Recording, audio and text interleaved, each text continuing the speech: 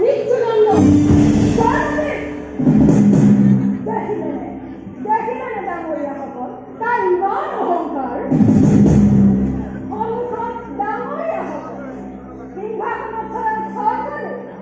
তেৰেস্তলত তই ইমান অহংকাৰ জয়মতী কৰিয়াই দিয়ে শাস্তি ভোগাৰ আগতে তুমি তোমাৰ উগৰা পানীৰ বাতৰি দৌৰি ৰক্ষা কৰা নহ'লে তোমাৰ বাবে আজি এই ৰাজসভাই বেলেগ নীতি অৱলম্বন কৰিবলৈ বাধ্য হ'ব কোৱা তুমি ইমান কিয় তেন্তে হেৰিয়ে হওক নাৰীৰ ওচৰত হাৰ মানিবলগীয়া হ'লে স্বাধীনতা পাত্ৰই হ'ব লাগিব অত্যাধিক অনুভৱ কৰিব সকলো কথা সদায় সমাধান কৰিব নোৱাৰি এৰা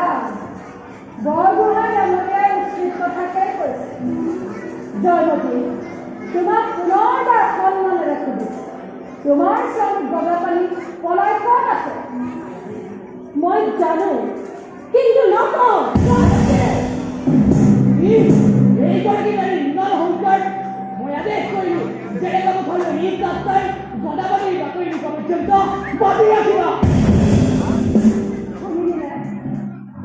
জয়মতী স্বৰ্গদেৱালে তই যেতিয়ালৈকে গদাপাণিৰ বাতৰি নকবি তেতিয়ালৈকে বেলেগৰ পথাৰত নানা শাস্তি ভোগ কৰিব লাগিব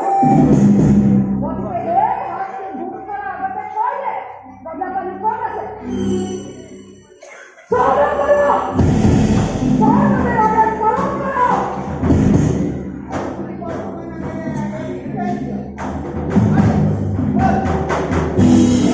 তাই মোৰ গাড়ী স্পৰ্শ নকৰিবি মহামান্য স্বৰ্গদেউ ৰাজসভাত আজি সেয়ে ন্যায় বিচাৰ নিৰ্দোষী জনক আনি শাস্তি দিয়া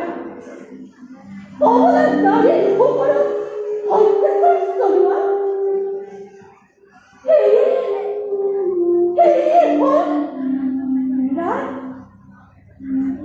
ৰাজদায়িত্ব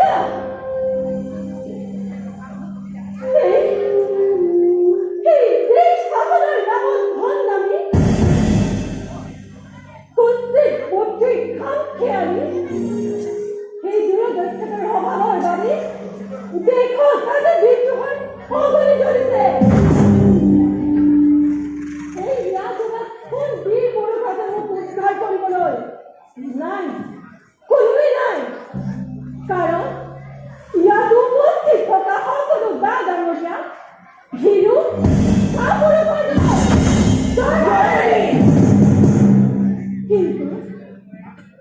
কিন্তু আপোনালোকে এটা কথা মনত ৰাখিব মই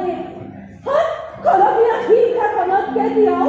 কালিমা মাৰিবলৈ নিদিওঁ তোৰ ইমান অহংকাৰ যাতে কৰিবা লৈ যাই কিনি কমতে কথালৈ